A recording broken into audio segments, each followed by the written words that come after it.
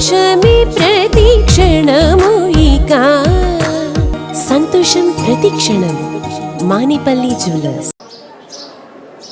ముక్కోటి ఏకాదశి సందర్భంగా కూడా చూడవచ్చు స్వర్ణగిరి టెంపుల్లో అయితే ప్రస్తుతం మనం ఉన్నాము. సో పెద్ద ఎత్తున భక్తులు అయితే ఇక్కడికి వస్తున్నారు. సో చూడవచ్చు మార్నింగ్ సుమారు 4 గంటల నుంచి కూడా ఇక్కడ సో దర్శనాలు అయితే జరుగుతున్నాయి. సో చాలామంది పెద్ద ఎత్తున కూడా ఇక్కడికి దర్శనంలో పాల్గొంటున్నారు.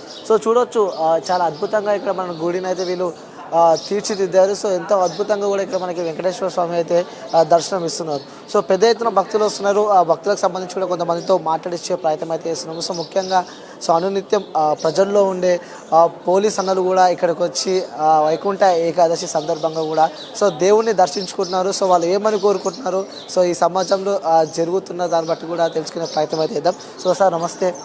నమస్తే అండి. ఫైన్ అండి. అందరికీ ముందుగా 2 తెలుగు రాష్ట్రాల ప్రజలకి భక్తులకి ముక్కోటి ఏకాదశి వైకుంఠ ఏకాదశి శుభాకాంక్షలు తెలియజేయడం జరుగుతున్నది. సో ఏమని కోరుకుంటారు సార్? ఎందుకంటే అనునిత్యం ప్రజల్లోనే ఉంటారు, సో బయట తిరుగుతూ ఉంటారు. సో ఏమని కోరుకుంటారు ప్రజలకు సంబంధించి ముఖ్యంగా మీరు యాజ్ ఏ పోలీస్గా మన తెలంగాణ ప్రభుత్వము అలాగే మా పోలీస్ ఉన్నతాధికారుల ఆదేశాల మేరకు మా కమిషనర్ గారు సుధీర్ బాబు ఐపీఎస్ గారు రాచకొండ కమిషనర్ గారి ఆదేశానుసారం మేమంతా ఈరోజు స్వామివారి ముక్కోటి ఏకాదశి సందర్భంగా ఈ స్వర్ణగిరి యాదాద్రిలో ఉన్నటువంటి స్వర్ణగిరి టెంపుల్లో దగ్గర మేము బందోబస్తుకై ఇక్కడ ఉండడం జరిగింది. మేమెంతో అదృష్టంగా ఫీల్ అవుతున్నాం. ఇక్కడ బందోబస్తుతో పాటు స్వామివారి దర్శన భాగ్యం ముక్కోటి ఏకాదశి సందర్భంగా జరుగుతున్నది. అలాగే ప్రజలందరూ కూడా సుఖ సంతోషాలతో ఉండాలని ప్రభుత్వము చేపడుతున్నటువంటి ప్రభుత్వం యొక్క ఆదేశాలు, పోలీసు వాళ్ళ ఆదేశాలను తప్పక పాటించాలి. ఎలాంటి యాక్సిడెంట్స్ జరగకుండా, ఎలాంటి ఇబ్బందులు పాలు కాకుండా ప్రశాంతమైన వాతావరణంలో ఒక క్రమ పద్ధతిలో అందరూ దర్శనం చేసుకోవాలని మన తెలంగాణ రాష్ట్రంలో అన్ని వైష్ణవ ఆలయాలన్నీ ఈరోజు కిటకిటలాడుతున్నాయి.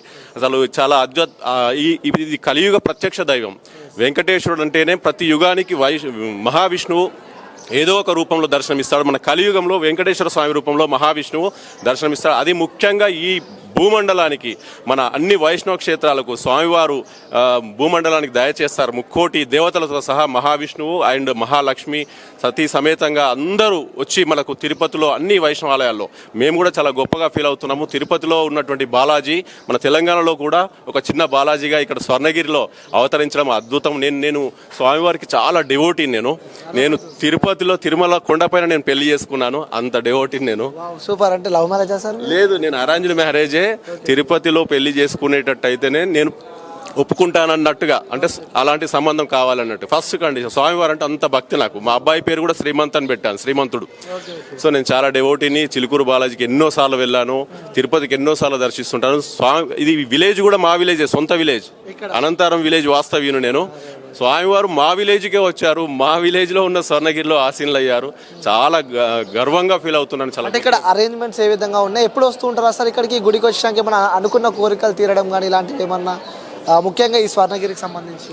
వాస్తవానికి వెంకటేశ్వరుడు అంటేనే అద్భుతము, మాయ, మహత్తు. ఆయన మహత్తు లేనిదే మన గోపీకృష్ణ గారు ఇంతకుముందు మీకు మాట్లాడారు. ఈ టెంపుల్ యొక్క వ్యవస్థాపకులు ఎవరైతే చైర్మన్ గారు ఉన్నారో మానేపల్లి జ్యువెలర్స్ వాళ్ళు ఇక్కడ టెంపుల్ని కట్టడానికే ఒక పెద్ద స్టోరీ ఉంది. చాలా అత్యద్భుతమైన మహత్యమైన స్టోరీ ఉంది. అది కూడా నాకు తెలిసింది. నేను చాలా గొప్పగా ఫీల్ అయ్యాను. ఖచ్చితంగా వెంకటేశ్వరుడు ఎక్కడైనా కూడా భక్తుల కోరికలు తీర్చేవాడు వెంకటేశ్వర స్వామి. అతన్ని కరెక్ట్గా ఆరాధిస్తే ఏది కోరుకుంటే అది ఖచ్చితంగా ఇస్తాడు. మనం భక్తిని చూపించాల్సిందే.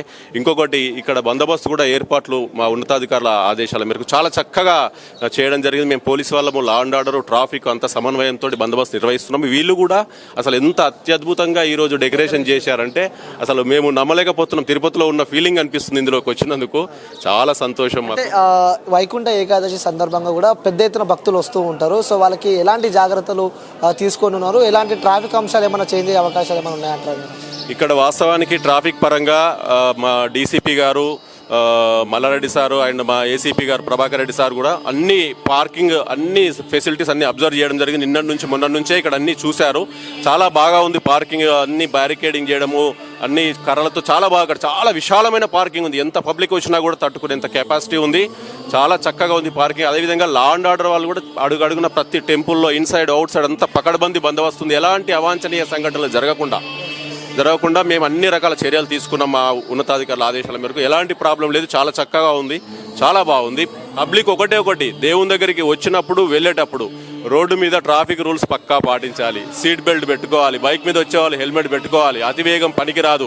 ఈరోజు చాలా మంచిగా ప్రశాంతంగా వచ్చి మంచి దర్శనం చేసుకొని పిల్ల పాపలతో మంచిగా ఉండాలి, మళ్ళీ ప్రశాంతంగా వాళ్ళ గమ్యస్థానాలకు చేరుకోవాలని మేము కోరుతున్నాం.